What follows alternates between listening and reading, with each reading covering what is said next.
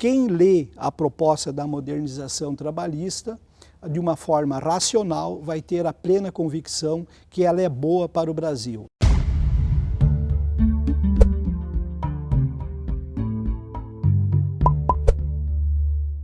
O Brasil conversa agora com o ministro do Trabalho, Ronaldo Nogueira.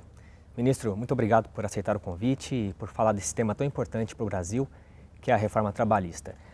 Bom, a reforma busca alterar pontos considerados anacrônicos, da legislação trabalhista.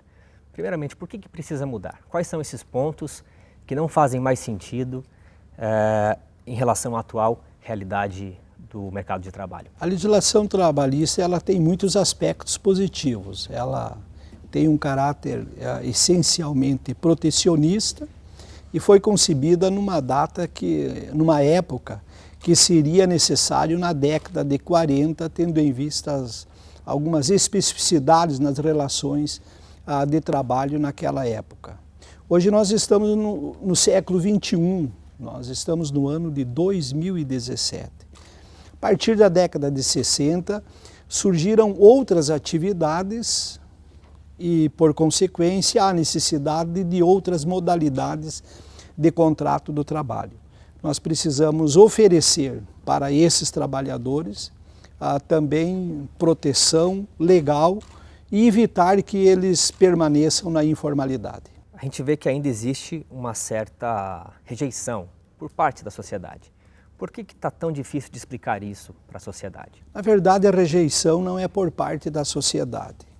As manifestações que se opõem à modernização trabalhista têm uma característica meramente de mérito político. O embate é muito mais na visão com princípios ideológicos do que em princípios técnicos, porque quem lê a proposta da modernização trabalhista de uma forma racional vai ter a plena convicção que ela é boa para o Brasil, ela é boa para o trabalhador, é boa para o empregador, porque trará segurança jurídica e, por consequência, a geração de empregos, o que é necessário. Bom, de acordo com o relator do projeto, o deputado Rogério Marinho, o texto da reforma trabalhista teve 840 emendas, Segundo ele, foi o terceiro projeto mais emendado em 14 anos da história.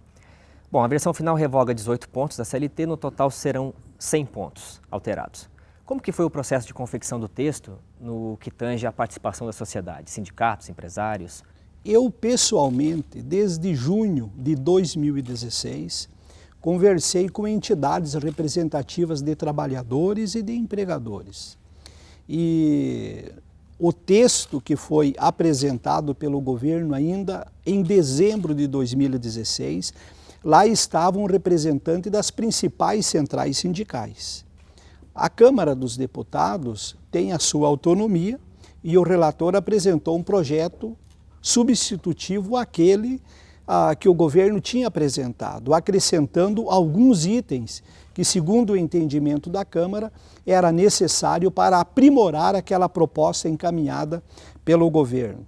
Hoje a proposta ela está em análise pelo Senado Federal e nós estamos esperançosos que a proposta seja aprovada, até porque o Brasil não pode esperar mais. Na prática, de que maneira que essa nova proposta pode afetar a capacidade das empresas de gerarem mais empregos? As empresas podem especificar na sua planilha de custo os investimentos relacionados ao salário, os encargos trabalhistas, aqueles que são claros pela própria legislação, como 13º, vale transporte, vale refeição, o descanso semanal remunerado, a jornada de 44 horas semanal. Agora, há uma dificuldade muito grande, é você mensurar numa planilha de custo uma possível interpretação com base em outro entendimento legal lá no futuro, num possível litígio trabalhista. E a nossa proposta, quando dá à convenção coletiva a força de lei para deliberar sobre determinados dispositivos, isso trará segurança jurídica. Então, aquele trabalhador, empregador que cumprir a legislação, ele não será surpreendido no futuro com uma decisão com base em outro entendimento legal. Tem um ponto polêmico, ministro, é o acordado sobre o legislado, né? A oposição ao projeto critica que a relação de poder entre trabalhadores e patrões é desigual e que, portanto, essa regra prejudicaria o lado mais fraco da negociação. Como que o senhor avalia essa crítica? Primeiro, há algumas expressões que elas ficam, de certa forma, discriminadas. E a nossa proposta não é bem o princípio acordado sobre o legislado, porque nós estamos dando força de lei à convenção coletiva para deliberar sobre determinados dispositivos que possibilita ao trabalhador escolher a forma mais vantajosa dele usufruir de seus direitos. A convenção coletiva, ela não vai subtrair direitos, ela não vai precarizar direitos, ela vai possibilitar que ambas as partes, através de uma negociação, possa determinar a forma mais vantajosa para ambos cumprir aquele dispositivo legal. Outra questão, nós não podemos dizer que o trabalhador é incapaz. Nós precisamos acreditar na capacidade de escolha do trabalhador brasileiro hoje. O trabalhador, ele escolhe o carro, escolhe a roupa, escolhe o bairro onde mora, escolhe o local onde ele vai trabalhar. O trabalhador tem que ter o seu direito de escolha, sem a intervenção do Estado. Inclusive escolher a forma mais vantajosa para si dele usufruir dos seus direitos. O excesso de judicialização nas relações de trabalho, ele está diretamente atrelado às condições da atual CLT? Veja bem, hoje nós temos em torno de 3 milhões de ações trabalhistas por ano.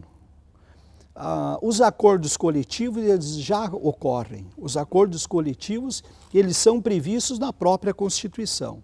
O que não pode continuar é essa fragilidade nos acordos coletivos que ocorrem hoje. Quando as partes realizam um determinado acordo sobre determinado dispositivo e depois, lá no futuro, com base em outro entendimento legal, através de uma decisão meramente monocrática, a autoridade torna nulo aquele acordo coletivo, desprestigiando ambas as partes que realizaram o acordo e trazendo uma insegurança jurídica. É isso que nós precisamos acabar. Nós precisamos dar força de lei para os acordos coletivos, para que eles sejam respeitados numa decisão judicial futura. Dando, inclusive, mais confiança para o empresário, então, contratar. Lembrando que nós estamos hoje com 14 milhões de pessoas desempregadas. A confiança ela será de ambas as partes, tanto da entidade representativa do trabalhador, como da entidade representativa do empregador. Porque hoje ambas as partes não têm autoridade para realizar os acordos coletivos. Ministro, de acordo com a nova proposta, o trabalhador que processar sua empresa será obrigado a comparecer às audiências e também, caso perca a ação, deverá arcar com as custas do processo. Isso pode reduzir o número de ações desnecessárias, mas também não pode gerar um certo medo no trabalhador?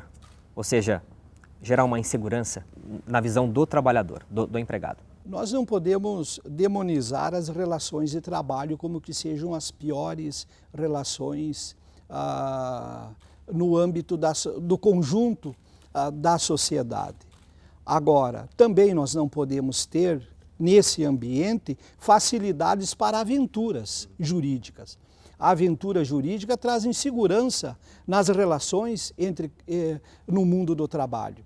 Uma nação se consolida sobre 3 eixos fundamentais. É segurança nacional, segurança monetária e segurança jurídica. Nós também precisamos oferecer para o conjunto da sociedade responsabilidade e segurança jurídica nas relações de trabalho. As empresas, por outro lado, que mantiverem empregados sem registros, com a nova proposta, passariam a pagar uma multa que hoje é de um salário, passaria para R$3 mil, ou seja, é um endurecimento para mostrar que a informalidade não compensa. Nós haveremos de combater a informalidade. A informalidade, ela precisa ser encarada como um ato danoso para o conjunto da sociedade. Nas relações de trabalho, nós precisamos pensar nos 3 atores: o governo, o trabalhador e o empregador. O combate à informalidade é fundamental para nós oferecer, inclusive, proteção para o trabalhador e prestigiar aquele empregador que cumpre as normas, que cumpre a legislação. Se nós permitirmos que a informalidade prevaleça sem a devida ação por parte do governo para combater, nós estaremos desprestigiando aquele empregador que cumpre a lei. Ministro, existe uma crítica à Justiça do Trabalho que diz que ela adota uma legislação protetiva. Ou seja, é correto dizer que há essa espécie de proteção excessiva do trabalhador mesmo quando ele está errado? O senhor procede essa... Olha, eu não acredito que a Justiça do Trabalho contemple o trabalhador quando comprovadamente o trabalhador está errado. Nós precisamos acreditar na Justiça do Trabalho e oferecer para ela uma legislação que seja mais clara, inclusive para interpretação, para que o juiz do trabalho tenha segurança nas suas deliberações, no sentido